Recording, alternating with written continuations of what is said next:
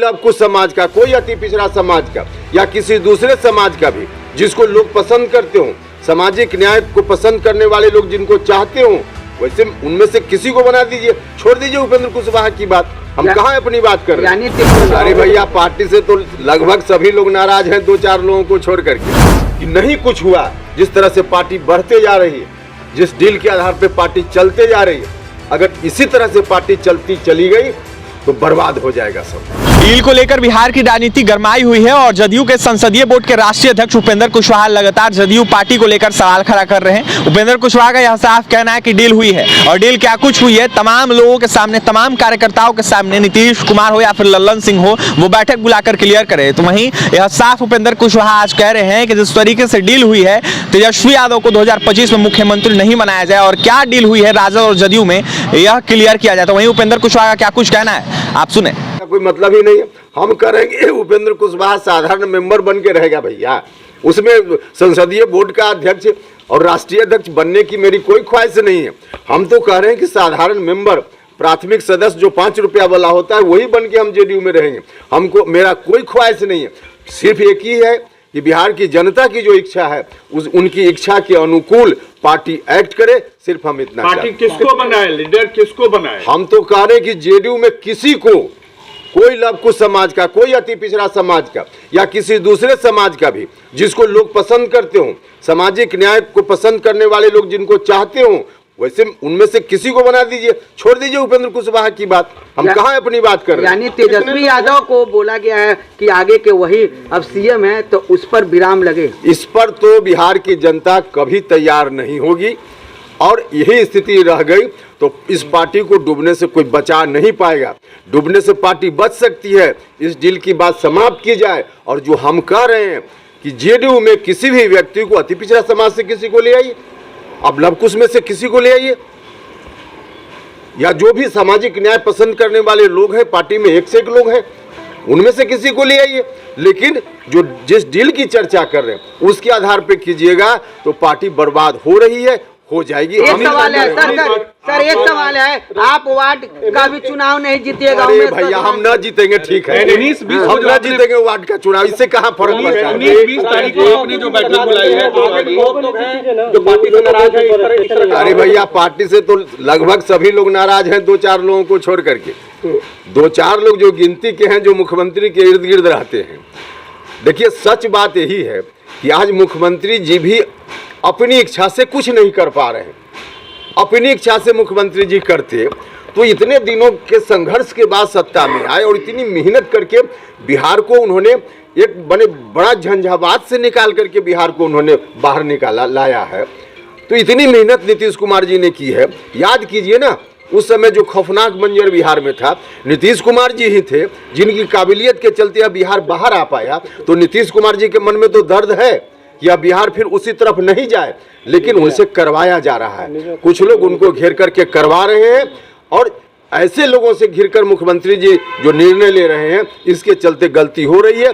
इसलिए हाथ जोड़कर मुख्यमंत्री से प्रार्थना है कि वैसे लोगों की बात मत आइए, आप उनकी बातों में मत आइए, अपने दिल की बात सुनिए मुख्यमंत्री जी, तब उचित निर्णय। कौन से लोग भ्रमित कर रहे हैं, कौन से भ्रमित कर रहे हैं लोग, ये बता देते। कौन से लोग ऐसे हैं जो भ्रमित कर रहे हैं, पार्टी को बर्बाद कर रहे हैं। अरे भैया, जिस तरह से हमको पूछ रहे हैं उसी तरह से हम तो बार बार बोल रहे हैं।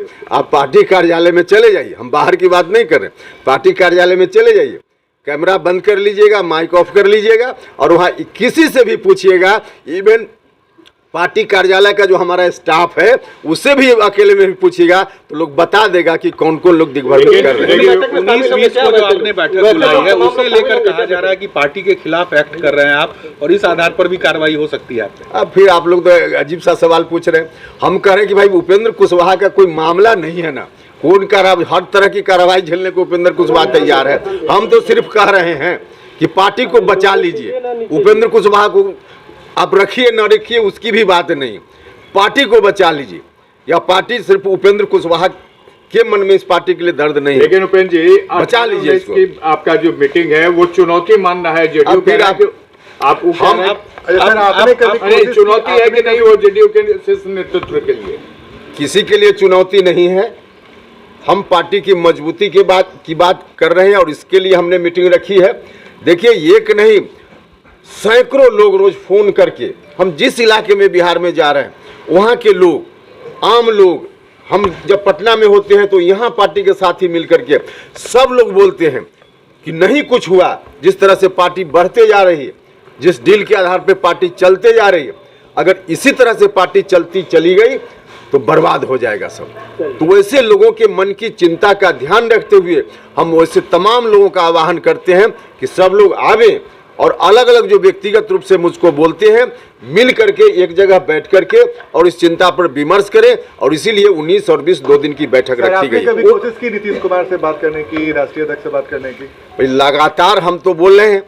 एक बार आप लोगों के माध्यम से मैसेज मिला जब हम हॉस्पिटल में थे दिल्ली में, आप लोगों से माननीय मुख्यमंत्री जी ने कहा कि उनको कह दीजिए कि बात करें। तो हम तो उस दिन से हमने आप लोगों से भी कहा कि ठीक है, बात जिस समय मुख्यमंत्री जी कहेंगे उस समय हम आकर करने को तैयार हैं। तो किसी समय मुख्यमंत्री जी कहें, हम किसी भी समय रात के 12 बजे भी कहेंगे तो हाजिरी लगाने के लिए तैयार। लेकिन वो तो कह रहे हैं कि आप बीजेपी के इशारे पर ये सब कुछ कर रहे हैं। अब फिर सवाल को इधर उधर करने से क्या फायदा है? उपेंद्र कुशवाहा बीजेपी के करने पर कर रहा है कि मुस्लिम लीग के इशारे पर कर रहा है, कहाँ मैटर करता है भाई? हम तो कह रहे हैं कि बचा लीजिए ना। उपेंद्र कुशवाहा को क्यों बीच में ला रहे हैं कि मुस्लिम लीग और बीजेपी? उपेंद्र कुशवाहा तो यही हाथ जोड़कर प्रार्थना कर रहा है कि उस डील की बात को समाप्त कीजिए यदि डील है, और नहीं डील है तो सार्वजनिक रूप से कहिए कि जो बात पहले हुई है नहीं है, गलत है, कोई डील नहीं है। और फिर बताइए लोगों को, एक निर्णय हो जाए पार्टी में बैठ करके कि किसको आगे के लिए करना है। उसमें उपेंद्र कुशवाहा नहीं है उम्मीदवार, हम साफ साफ बोल रहे हैं। आप अति पिछड़ा समाज से किसी व्यक्ति को ले लीजिए, लव कुश समाज से ही किसी दूसरे व्यक्ति को ले लीजिए, जिन लोगों ने मिलकर कुर्बानी दी, संघर्ष किया, उनमें से किसी को भी ले लीजिए और उसको आगे कर दीजिए। हम तो इतना कह रहे हैं पार्टी बचाने के लिए। किसी को आगे कीजिए, नीतीश कुमार आगे सीएम का उम्मीदवार नहीं हो, यानी कि आप लोग अब नीतीश कुमार आगे ने, नीतीश कुमार को एक तरफ सब लोग कहते प्रधानमंत्री बने, आप कहें कि आगे मुख्यमंत्री के उम्मीदवार नहीं हो। आप क्या हमसे कहवाना चाहते हैं भाई? इस सवाल ही अजीब किस्म। क्या लगता है कि पार्टी अभी अगरों के हिसाब से चल रही है? अगरों पिछड़ों का मामला नहीं है भैया, सवाल है 2-3 व्यक्ति का, 2-3 व्यक्ति का। माफ कीजिएगा, इस पार्टी को बनाने में अगरी जात के भी बहुत सारे लोगों ने बहुत कुछ कुर्बानी किया है।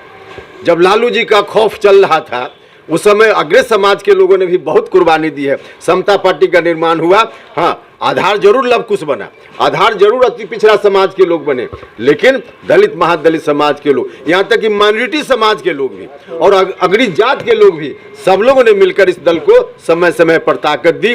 तो हम किसी उस रूप में नहीं कह रहे कि अगरा और पिछड़ा, इसका सवाल ही नहीं है।